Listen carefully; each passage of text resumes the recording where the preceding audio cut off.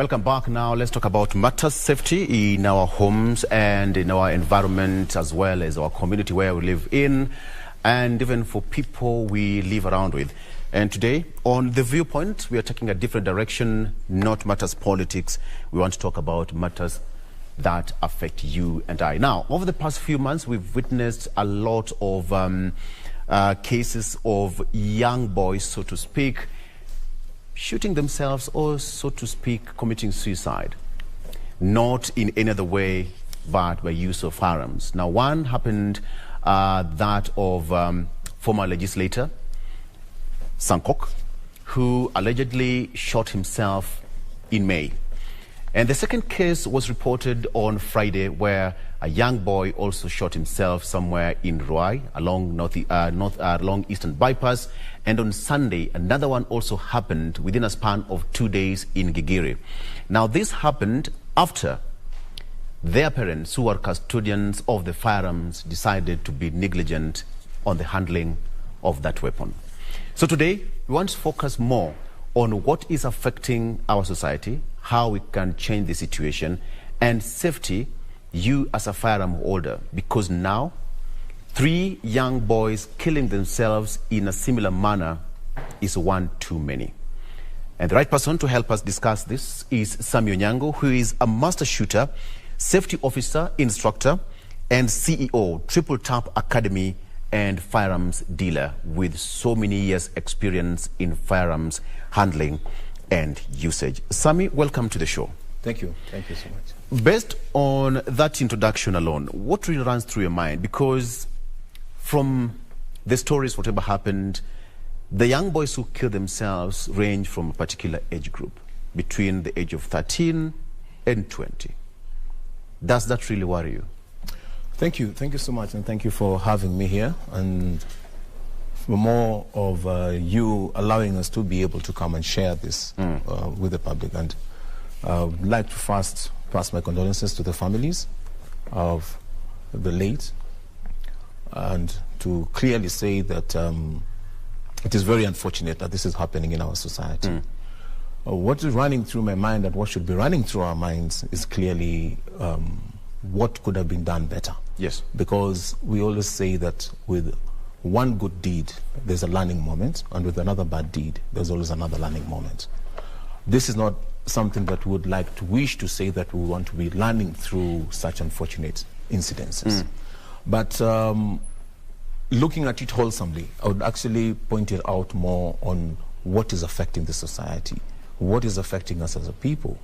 Because these particular firearms, you could be calling it negligence on one word, but I don't know how we would place it on that, because I believe there should be some investigations going on, and we would be in a position to preempt those investigations, or to say that I am an expert in knowing what happened on the scenes, because I've never visited any of those scenes. But in general, what I would look at it from is what would drive someone to go to an extent where they would want to take their own life. And what are we doing as a society, what are we doing as a country to fight this? As you've clearly put it, this is a very sad case, and some of these cases that have been coming up, you could be saying that they're frequent because they are one-off cases that are coming up.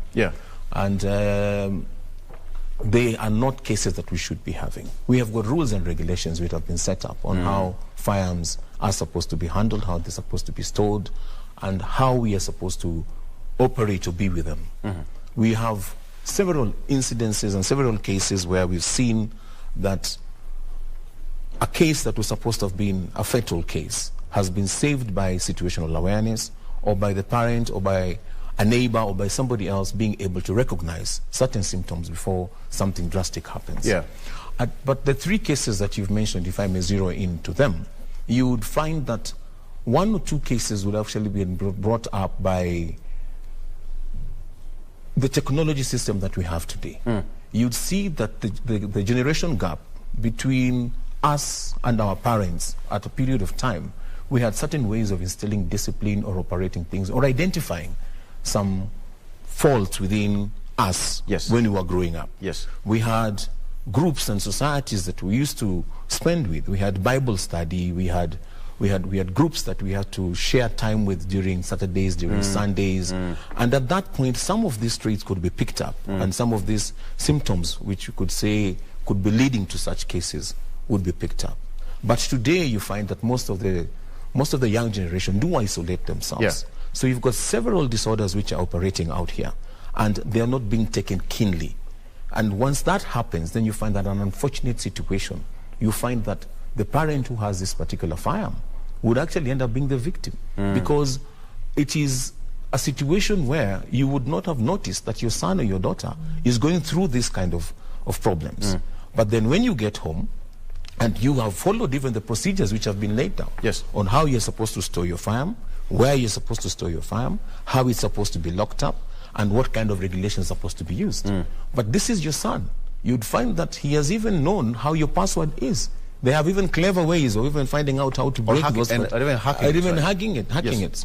And this happens due to the availability of the technology that is there today. There is, through YouTube, you can even be told, if you go into your phone now and you check on how to hack a certain safe, it brings you how to try from the top to the bottom and such kind of things. Which we must also agree that with the times that we are in today, how do we prevent that information from getting to our young men? Yeah. It will be it is a very difficult task to carry in that line. But then when they access these safes, then they find the firearm inside the safe. Now, when they decide to use that firearm as a tool to end their lives, then it comes to an issue where it has now become a rampant case because it is a firearm. Yes. But it is also happening in other areas. Not saying that it is something that we should accept. Not saying that it is something that we should excuse. But in all these areas, the bottom line is the mental health part. The mental health has to be addressed. We've discussed the case of mental health in this studio for a very long time. And at any given point, each and every person is suffering mental health in whatever capacity. Until you get closer to someone, then you'd even realize someone is suffering from mental health. Yes. I believe whenever you interact with people during training sessions, there is that bit of mental assessment. Yes. Take me through that. Mental assessment. Every firearm holder today in this country, Kenya, and I'd like to say this and say put a lot of good work which has been done by the Firearm Licensing Board. The current Firearm Licensing Board that we have today has done a tremendous job, because they strictly take you through several assessments. They accept your documentations. Once the documentations have come from even the level of your county commander and it reaches to their office, it is not automatic that you're going to receive your firearm because you have all the documents in place. Yes. They call you in, they interview you, they speak to you, and amongst them, they have got several professions. The board has been composed of lawyers. It has people who are from the police, people from the DCI, people from the multi-agency organization. And this has brought in a very different kind of a feel and picture, where you find that when you're being assessed by these people, and they look at you and they feel something is not right, they'll give you a deferment. And this deferment is for them to reassess you. So they are assessing what kind of a person you are. Today, for you to get your firearm license, you have to get a mental assessment, a document, which you have to go to see a doctor, a psychiatrist, who will talk to you about several different issues, look at you, talk about your family, know how many members of your family. I went through one myself, and I'll tell you, it was not it's not a very pleasant thing to do. Because I believe it's painstaking. Yeah, when you get there, it's not like you've gone to see your regular doctor, who you're going to tell him that I'm feeling pain here and here. Because when you're talking to this gentleman, you're feeling no pain. Yeah. It is him to assess you and to come back and tell you, Nani, I think you're a little bit not correct. Yeah, so you're not going to succeed. Yes. And you try to express yourself to the best of your ability, because you want to get this document, because you want to get your firearm permit. Be it for self-defense, be it for sports, or be it for whatever reason that you're seeking to get your firearm permit. And once you get this certification from the psychiatrist, you submit it to your OCS, together with all your documentations. Then your OCS subjects it to an evaluation, which it goes straight to another committee. They call you for an interview, they speak to you, they get to know where you live. It is taken to another level, where they call you for another second interview, they speak to you. Then it is taken to a third level, where again they call you in a meeting, and they speak to you, where you find a panel of multi-agency officers. Finally, your documentations will be transferred to the Firearm Licensing Board. Yes. Where, again, when it gets there, it's not automatic that you're going to get your firearm permit. There also, they call you, they speak to you. If they find that there is need for you to get re-evaluated on one way or the other, they defy your case. They reject it, or they defy your case, because they have the right to do that. And they look at it from the level that if they don't do this right now, what would be the case tomorrow? Yes. Because now we are talking about when you already have the firearm and you have it in your possession, then what happens after that? There now we talk about consistency in your training and also situational awareness of yourself, your family, and what you're doing. As you know today, everybody is time-stricken. Things are happening very fast. Everyone is working extra hard to try and make ends meet. So you would find that there's a tendency of developing a certain routine, which that routine can also end up being a disaster to yourself. You make that process look so tedious that before I, as Victor, start thinking of owning a firearm in the country, then I'm already tired.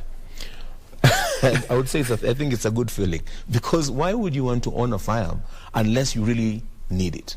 And you'd need a firearm. One, I would tell you clearly, is for self-defense. Yes. And there should be reasons why you are at a level where the country's defense or the country's protection that is being given to you by the police and by the other organs is not enough. And you'd need to have a personal firearm. Right. The second would be because of sporting activities.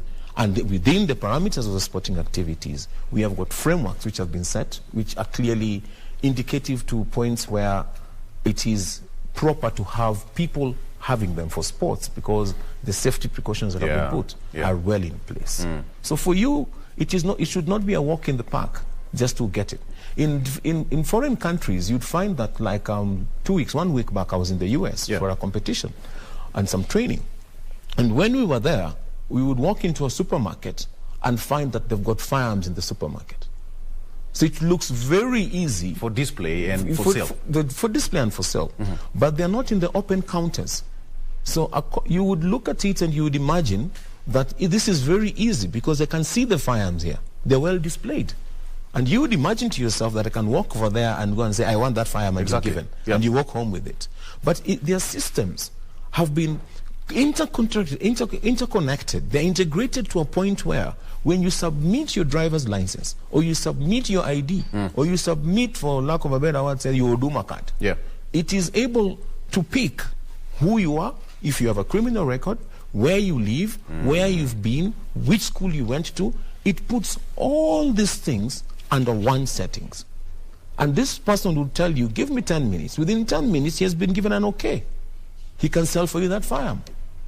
So what they have done is the processes that we are using here has been shortened by their systems being able to give them that chance to do it in 10 minutes. And that is why they can access it through there.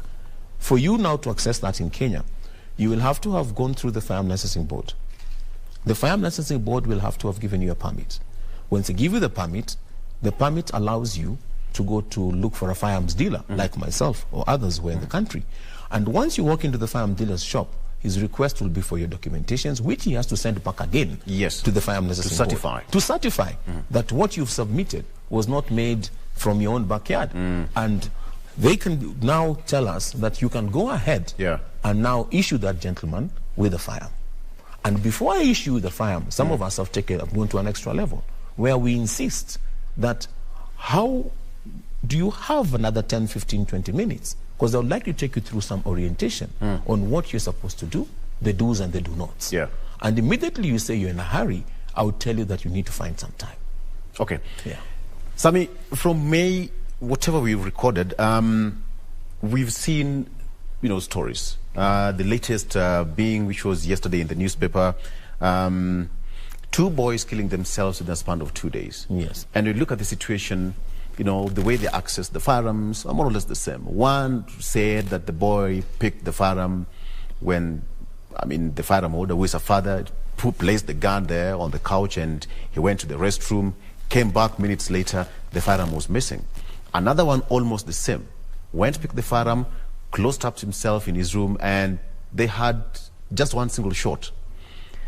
Explain to me what really happens in a situation where a young boy at the age of 13, for that matter, is seeing, for example, a phone there or a firearm, and is tempted to pick it so comfortably, remove it from the holster, goes to his room, locks himself up. We have got security features. He knows how to, you know, to put it on safe and, you know, rock it and do all manner of things. What would you talk about such a situation as a firearm holder? One, I would say that extra precaution needs to put into place. Responsibility falls within the person who holds the firearm. You really have to take care of your firearm. Yes. It is no longer an excuse of saying that it could happen to anyone. We don't have a second choice or a second chance with firearms. Once a firearm is discharged, it has been discharged. And you are responsible for the final resting place of that bullet that is discharged from your firearm. This is not a tool to be used to be carried like a wallet. It's not a tool to be used or to be carried like a phone.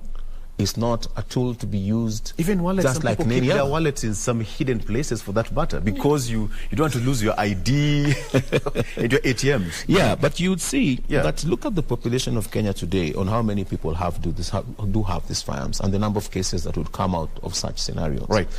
I would say that first and foremost, the kind of gear that you're using, let me refer back to your case when you say that the person was sitting down and he left the firearm on the couch and when he came back he found the firearm was missing. I'm not very familiar with what exactly happened in that case, but I have seen situations where we have certain equipment that we use called holsters.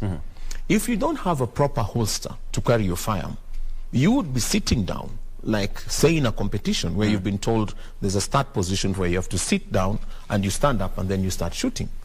Before you stand up, the firearm will have dropped because your holster doesn't have the right linear to hold it on or doesn't have the right lockings to hold it on, or you're using the wrong holster for the wrong firearm. Some could be because of lack of enough finances to get the right equipment. One could be also because of maybe the holster has broken and you're not aware about it because there is wear and tear on them. The other one could also be because you're not using a holster. Yes. And if you're sitting down on a couch and you're not using a holster and you've tucked in your firearm and you're standing up, that firearm could drop. But you see, when you carry a firearm on each and every day of your life, it is part of you. Yes. The feeling of you noticing you have a firearm on you is not very easy. It's not something that you feel it's pressing on you that you'd realize that it is now dropped off. Yeah. So you'd find that it's unfortunate, but maybe the parent was sitting down on the couch. When he stood to go to the washroom, it fell off. When he got to the washroom, he felt he did not have it. When he comes out, he finds it's not on the couch. When he looks for it, he finds it's already gone to the other level. There is no excuse there about saying that it could have gone wrong, it could not have gone wrong. But what I say is that when you have the right gear, some of these things can be avoided. Based on what you're saying, Sammy, then this brings the aspect of training. Yes, you could regular say training regular and refresher training. courses. Consistency, yes. Yeah. There has to be some level of consistency when you're looking at how to develop your own skills. When you own a firearm and you become a safekeeper and you simply leave it in your safe, you never use it to go to your daily business. You never use it to go for training. You never use it to come out and do some sports with it, which can create a lot of proficiency. Yeah. You simply leave it in the safe. So when you're traveling out of the country, you know you're still comfortable that it's in your safe. And when you're leaving to go maybe to to Geshagi or to your own other errands, it is normally in the safe. So to you, it is in the safe, it is okay in the safe. Yeah. And that is fine with you. But I'll tell you no. That is not right, because now you've developed a syndrome that it is fine. This item is safe. But how regularly do you check and see that it is safe? You would be sending your son or your daughter to the safe to go and get something else, because now you already have a safe. Is it a safe for your firearm only? Yes. Or is it a safe that you've combined to be used also for you to put money, or for you to put other keys, or you to put title deeds, or you to put other documents in it? So when you're sending somebody to the safe to go and collect these documents from the safe, they tend to see the firearm. They'll see it today, they'll see it tomorrow, they'll see it the next day, they'll see it another day. Yeah. So when something flips in them, or they watch video games, or there's a game that is being played, or he has discussed They'll with be the tempted other, to rush there. they'll be tempted to go and take it and see how. How do they get to know how to use it? They can go through YouTube and they will learn how to use this. So that's why I'm saying the ages of today, 13 years, 14 years, 15 years, 16 years, should not be taken like kids. That is an age of experimenting. Yes, things. they should not be taken like kids. These are not children. These are not children. These are people who are aware of what they are surrounding. They are aware of what is happening. In fact, when you have a problem with your phone, how come you call them and you give it to them and they fix it and give it back to you? Yeah. But then on the other hand, you want to treat them as if they're so ignorant, they don't know what is surrounding them. Sami, during your training, you handle so many people, including people who are actively involved in the forces and the service. Very true. I believe there must be a curriculum or that part of training that calls for safety, because today we are talking about firearms safety at home. Yes. What does it entail? Safety is very broad, but in firearms safety we talk about you understanding what the firearm is. We say, they say there are 4 rules of firearm safety. One of them they talk about you handling the firearm. Right. That is on the basics of training. The basics of training is how to handle and use that particular firearm. Good. How do you handle it in something called business purposes, or how do you handle it on something called like now domestic, which is home, home use, not home being your house only, but home being yourself. Yes. Yourself, you're at home. So in that aspect, we look at it as in what is your normal business? Are you a lawyer? Are you a doctor? Are you a musician? What do you normally do?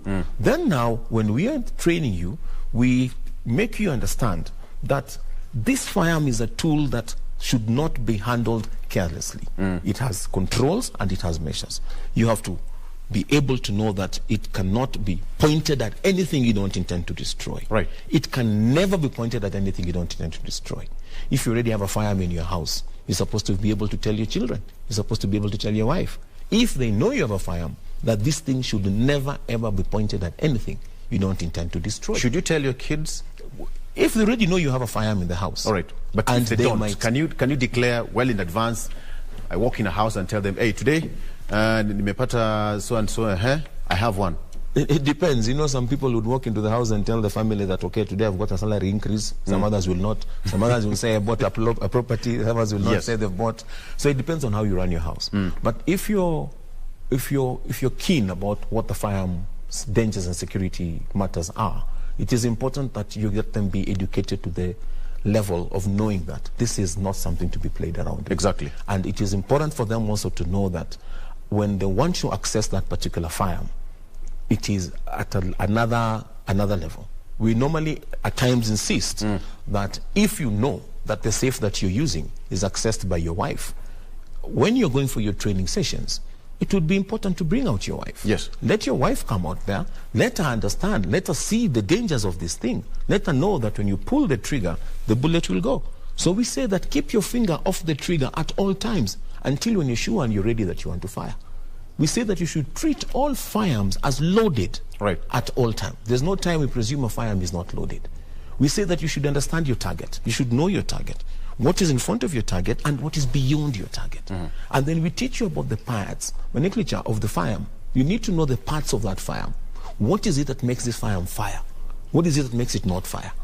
Why is it that this firearm has been shaped this way? Why is the handle the way it is? And when I hold the handle, it has been made that in a way that is going to fit my fingers. So my fingers will wrap around it and my trigger finger will automatically go to the trigger set.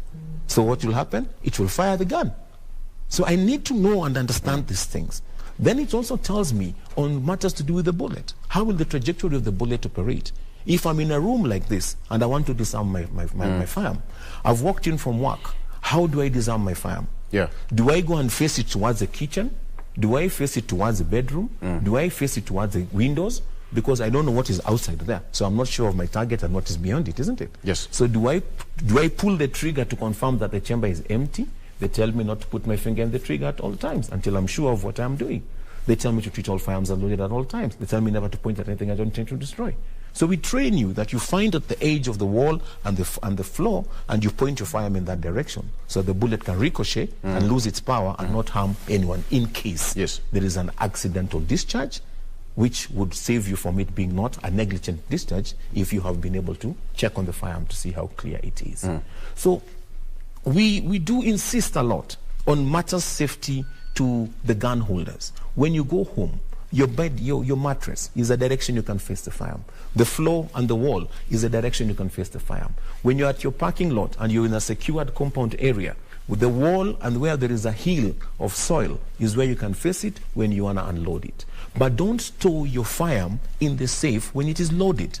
Don't store your firearm in the safe when the magazine is inserted and is in the safe, and that safe is accessed by many other people. You remove the magazine. I can demonstrate for you. Yes, when you come shortly after you come after the break. Right. You can be able to see, you can demonstrate by removing the firearm, move the magazine from the firearm, put it on the separate and this one on the separate side. So you're sure, beyond reasonable doubt, that that firearm is safe. It is not opaque. You cannot see through it. Exactly. Yes. Because that really explains the moment, because the process of clearing your gun from work, some are always chambered. You'll explain the meaning of chambered and all that. In these situations, you realize that the boys who access the firearms, at some point, either the guns were chambered or they knew how to operate it, and just experimental, both of them, again from the story, the two of them shot themselves from the left side of the brain or on the head, left side. And in this case, you'd assume that all of them were right-handed. So why the left side of the brain? Probably you'll tell us that in a human perspective, what really happens on both the left and the right side of the brain. Let's take a break. Today we are talking about matters safety at home, because when the situation continues the way it is, then we are going to go into a different kind of situation for the future generation. Let's take a break. We'll be right back with Samuel Nyango.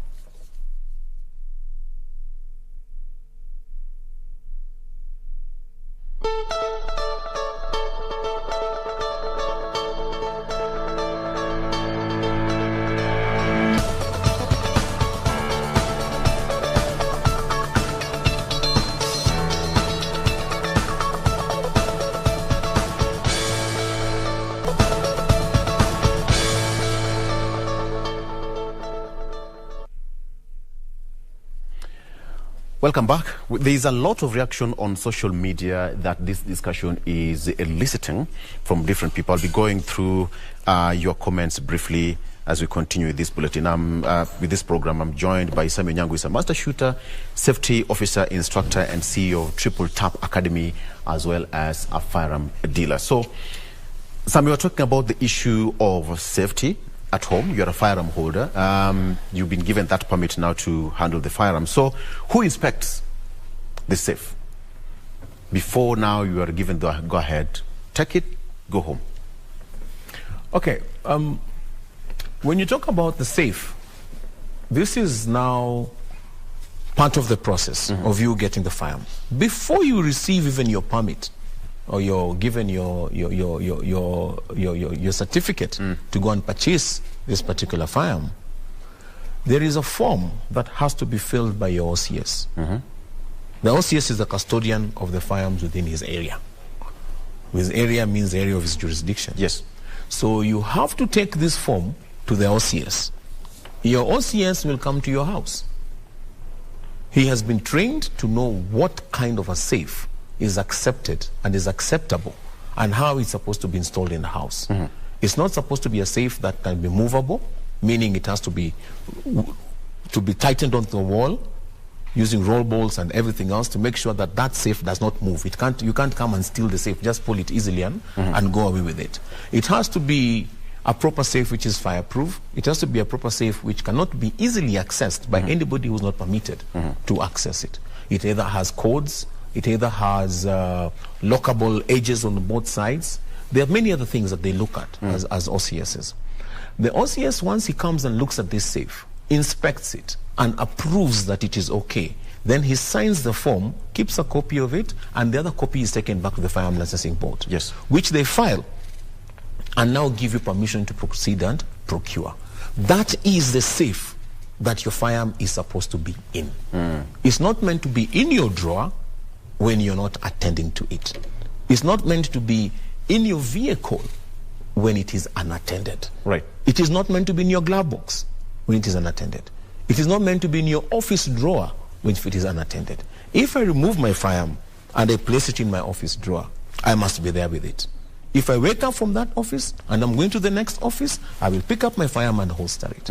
And if I want to put a secondary safe in my office, I need to inform the Firearm Licensing Board that I have a secondary safe in my office which is located in location X, Y, Z, and then I believe they will inform the OCS of that particular area to inspect that safe, then allow you to put the firearm in the safe.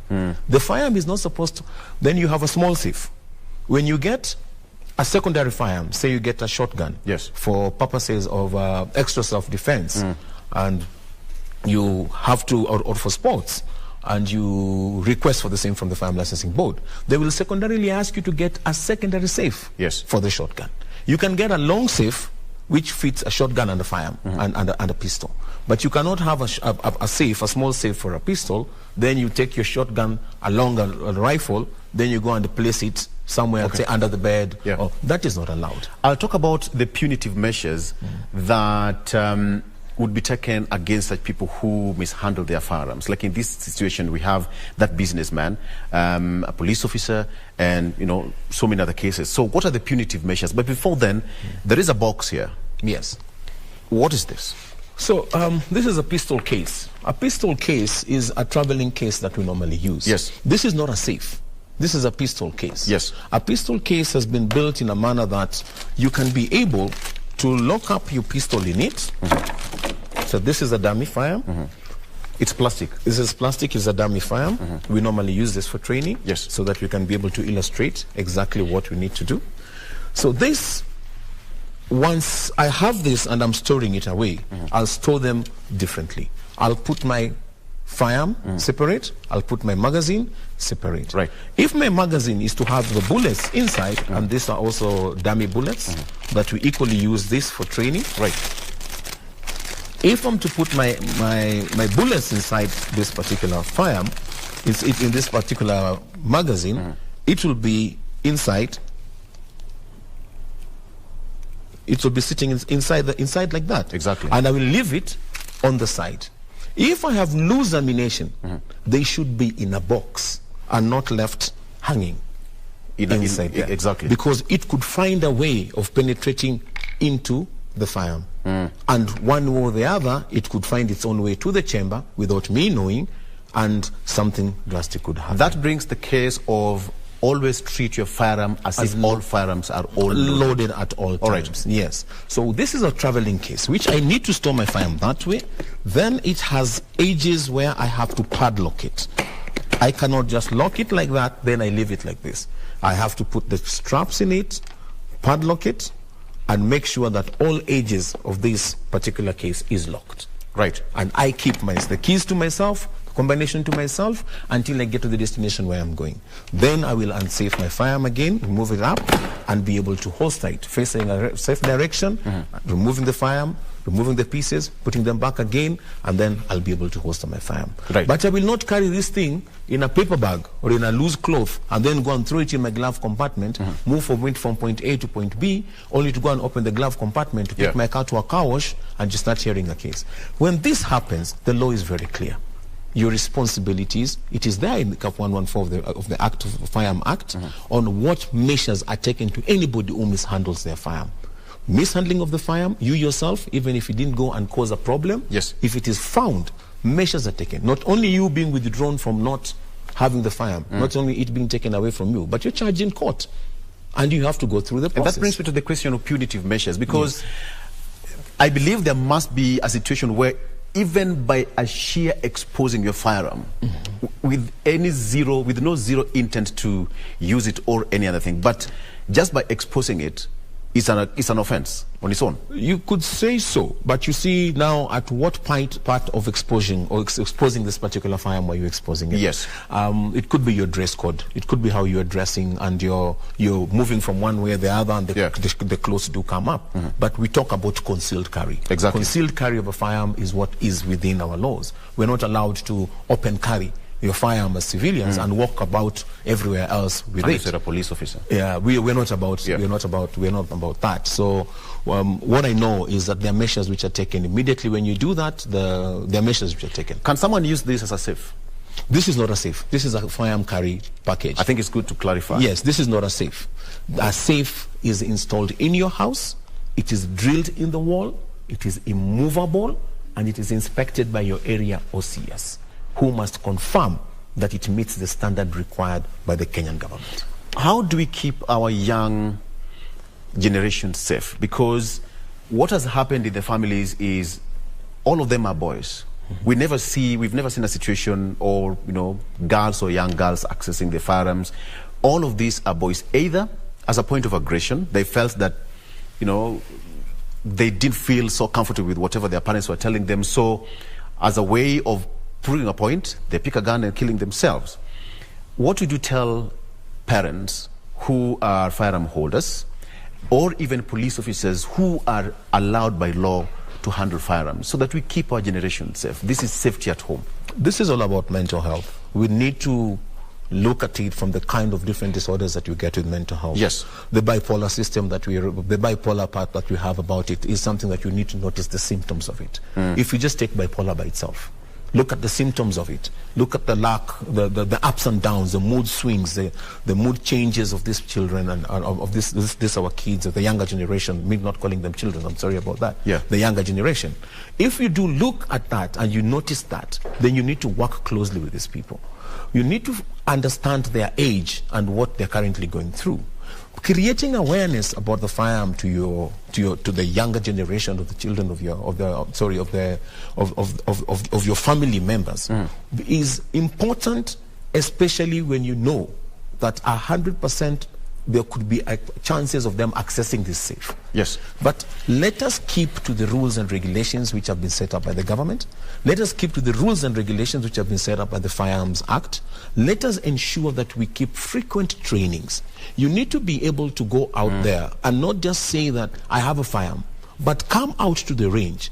Get to know the condition of your firearm. Let it be part of your mental awareness. Let it be part of your muscle memory, that I have to stop a routine. Yeah. If my routine is to go home each and every day and do something regularly, even in situational awareness, we normally say you need to change that routine. Because if you make the routine so obvious all the time, then you're also exposing yourself. So we have to change this. If that doesn't change, it becomes a problem. So I do not actually think that 100% firearms are the causes of these things happening the way they are happening, of the unfortunate situations that we are seeing today. Yes. It is not the firearm that is the cause of this. It is beyond the firearm. It is just that it's an unfortunate tool which has been found on the way. But we, as firearm holders, have to take extra precautionary measures to make sure that this doesn't happen anymore. Yes. When you put your firearm in the safe, there are lockable locks, ties like this one, which are easily available in any marketplace that you go. And it is used for locking your firearm within its strap. It locks the firearm inside and you put it in your safe.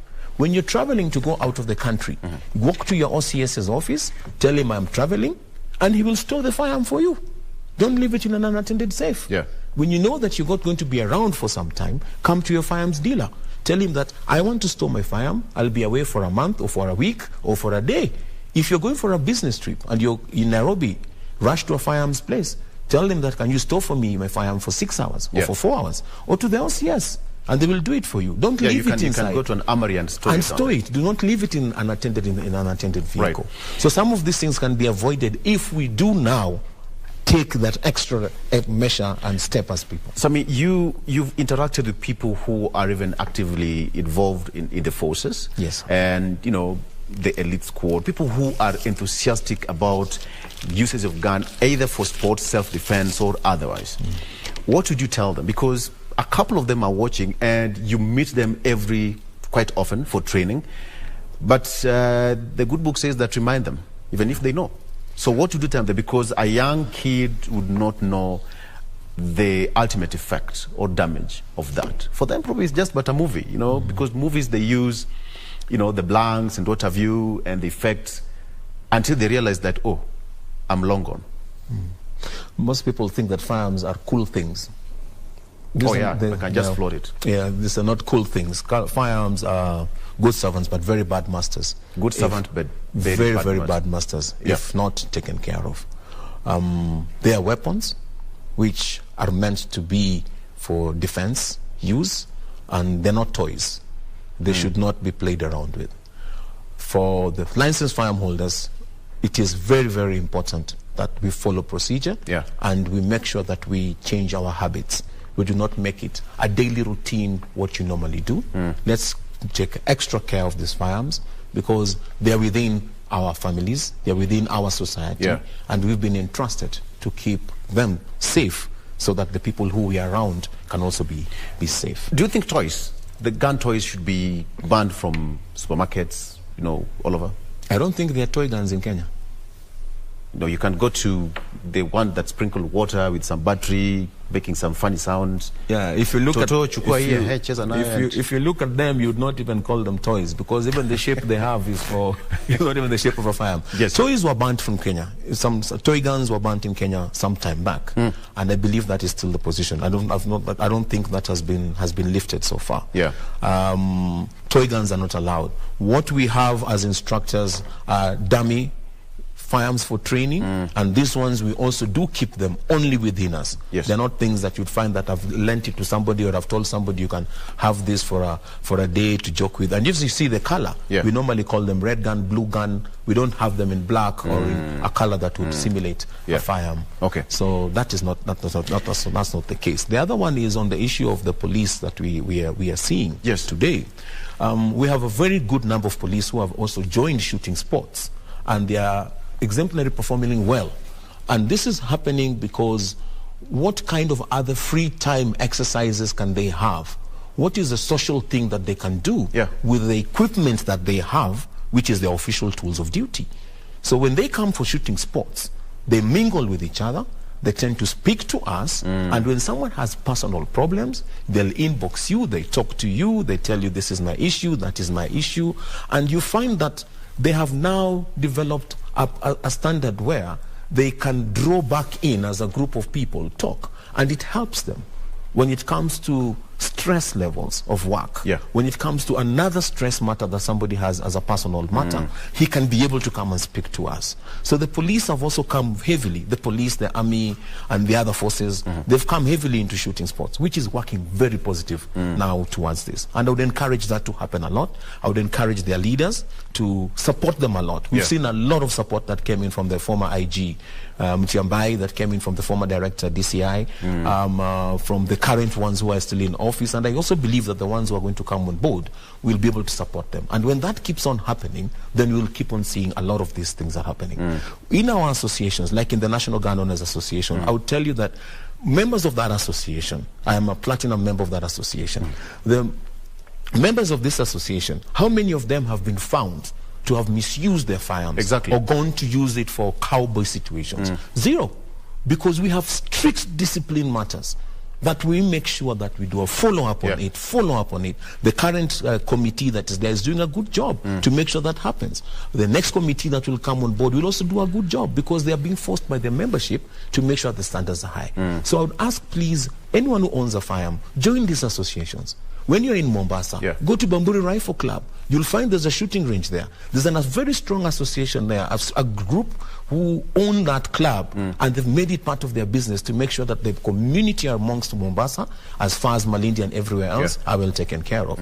If you go to Naivasha, you'll find Kedong Ranch. We have a range there which I'm responsible for, and it's now starting to take care of greater parts of the Rift Valley. If you go to Nanyuki, there is Nanyuki Club, which is also doing the same. If you come here to Nairobi, we have got Kirigiti Shooting Range, which is for National Gun Owners Association. We have Jockey Club in Ngong Road, and we have Sailing Club in Langata Road. And the National Gun Owners Association, also looking out at KSSF, Kenya Sports Shooting Federation. They have gone beyond all boundaries and all borders to make sure that now the sport is active in the country. Now, if you know that you own a firearm, please, regardless of age, because in the competition we have got senior category, super senior category, we have got junior category, we have got ladies category who participate in all these sports.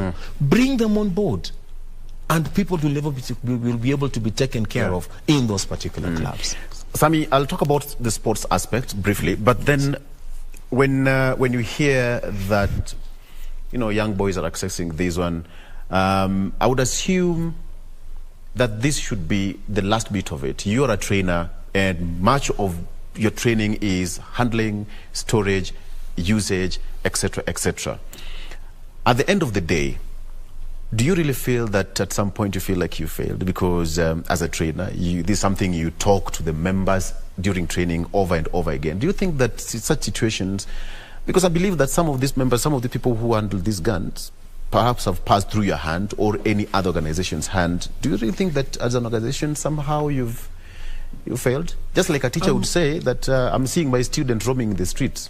I would say that the failure part that we have is that we haven't really reached out heavily onto the gun owners today. As you know, ownership of firearms in Kenya is still not regarded as a very open conversation. Yes. So we need to get out there more, and that is our failure. We need to get out there more and speak to parents, speak to the gun owners, create more awareness that certain things need to be done in certain ways. Equally, we should not be very defensive that when you hear that somebody who is a licensed firearm holder has done something wrong, and we are the first ones to run and defend it and say, no, we are clean and we cannot be able to do this. You see, I think there's a Swahili saying that says that kama usafi ni kuoga taulo walioshea nini, because you see there has to be some remnants of that one place or the other, and this creates that aspect that we need to do more. We really need to go out there, and it is unfortunate that this happened to our own young generation where they've lost their lives out of the usage of firearms. That should not be a case, and I think this would be the last. The aspect of guilt as a firearm holder, I would believe we live with these people for a very long time because you're trusted with the weapon. You've gone through the training, and here because of, I will call it negligence. Yes, it is not negligence to that to the level that we would call it, but I would say that because in firearms you've got something called negligent discharge and accidental discharge. Yes. Until the investigations are done, then the right courses should be able to take place. But I would say this 100%. We need to do more as the clubs, the associations, and the federation, and the firearm licensing board. A lot has to be done in matters of creating awareness on the right usage of firearms. When you give up the firearms, what kind of trainings do these people get before they get to keep the firearms at home? There's something called Regulation 21 that happens in South Africa, where before you renew your permit, you have to go and do a course called a Regulation 21, which you have to submit that Regulation 21 certification to the Firearm Licensing Board. Then they see you've passed it, then they allow you to renew your permit. Such things. All right. Yes. We're coming to the close, but before then, let's talk about sports now.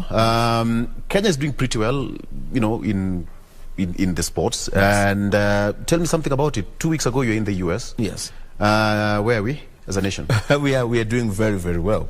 I would say in the continent today, in certain disciplines, we have taken the lead. Yeah. We are leading. We are shooting very well in. And if I may talk in what I'm mostly involved in is like in IDPA. In IDPA, South Africa used to have a top lead in front of us, but today we are the title owners in Africa. We are champions in ESP, SSP, CCP, law enforcement, ladies category. You'll find that all the winners of these particular categories are all Kenyans. So we are now title winners in Kenya in IDPA. In IPSC, which now we've taken a lot of emphasis on, and through the Kenya Sports Shooting Federation, they've put a lot of effort in it. We've been able to hold 2 Tier 3 competitions in the country, which has never happened before. And that has enabled us also to put ourselves strongly onto the world map. And we will also be going in November. There's a team that will be representing the country in the first ever World Shoot, where we'll be having Kenya is represented. Kenya is represented. We have a strong team that will be going down there. And also that one, I expect that there's going to be some good performance. So continentally, I would tell you that we are on the top level. Internationally, our flag now is flying in all corners. We've been to Hungary, we've been to Italy, we've been to Swiss, we've been to the US. We are going to some of us will be going to Turkey. There's some of us who are going to be going for the European Championship. So we know that this is now happening, and the world all over are now relooking at Kenya again in matters to do with firearm. We saw in Kenya the other day, we opened up, Chalbi Industries opened up a new firearm called Duma. Even in Samburu the other day. Yes. Yeah. Now, Duma is a locally manufactured and assembled. It's a reverse engineered firearm, which we tested it the other day. We had a competition in Mombasa, Bamburi, and it was being displayed. It was tested there, and it is performing very well. Yeah. And I would love that some of us purely shoot Duma, because that is a symbol of Kenya. It's like flying Kenya Airways. Exactly. That is what we need to do. We need to be proud of our own. So in the sporting world, we are performing very well. The ladies have come up very, very strong. Tell me about the ladies, because people think that some of these sports are just men's kind of sports. No. Let me tell you, the ladies are giving us a run for our money. You should be worried. Oh, they are shooting very well. You should be worried. And they are venturing into all levels of competition. Yeah. We have them shooting PCC. That is a pistol carbine caliber. Right. We have them shooting carry optics, which is now them having a glass on top of the pistol. We have them shooting from production to standard, from ESP to SSP. We have them all in there. And they're coming in from the forces very strong. They're coming in from the civilians very, very strong. So ladies should not say that there is no, if you cannot play tennis, golf, what, come and do sports shooting. You're allowed to do sports shooting if you're accompanied by a licensed firearm holder. But you must be licensed first. Your parting shot. Kenya is a great country. We love our generations, and I believe that we need to go back to the culture where a child or a youth never belonged to a particular home but to the society. Right. Let us be able to share with our friends where it matters. Let us be able to accept our children's friends into our own homes. And in that way, we will be able to identify what is the problem. Don't isolate yourself. Don't isolate your family. You don't even know how your neighbors are. When you see your boy or your girl talking to the neighbor or talking to that other neighbor, you have a problem with that. You always want them to be in the house with you because you have another special life of your own. This will not help us. We need to listen to them. Much I know Isio Kijiko. Remember there was one minister who said, a police officer who said Isio Kijiko. Very true. Let's treat it as... Okay, let's give it the respect it deserves. Absolutely. Thank you. Samuel Nyango, thank you so much. Samuel Nyango is a master shooter, safety officer, instructor, and CEO, Triple Tap Academy and firearms dealer. Today we've been talking about firearms safety at home based on the reports that we've been talking about here on GMK and been covered extensively in different newspapers from boys as young as 13-year-old accessing firearms and killing themselves. We need to keep our families safe. All right, this is a safe place to call it a wrap on GMK. Thank you so much for joining us. We do this again tomorrow. We leave it at that. Coming up next is our Parliament feed coming to live from Parliament buildings. From me and my entire crew, thanks so much for watching and have a good morning.